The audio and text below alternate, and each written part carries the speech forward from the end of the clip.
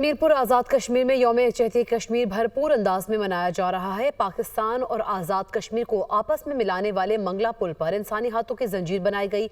Siren बजाकर 1 minute की खामोशी इख्तियार की गई। मजीद बता रहे हैं नुमाइंदा दुनिया न्यूज़ सज्जाद चौधरी। जी बिल्कुल, आज दुनिया भर में बसने वाले पाकिस्तानी और कश्मीरी मकबूजा कश्मीर के मजलूम भाइयों के साथ इज़हार यकजहती का दिन मना रहे हैं। मीरपुर आज़ाद कश्मीर में सबसे बड़ी तकरीब पाकिस्तान और आज़ाद कश्मीर को मिलाने वाले राब्ता पुल मंगला पुल पर तकरीब का इनकाद किया गया, जिसमें जेलम और मीरपुर से अवाम की एक बड़ी तादाद मंगला पुल पर जमा हुए और जेलम ज़िली इंतज़ामिया और मीरपुर ज़िली इंतज़ामिया की तरफ से परचमों का तबादला भी किया गया।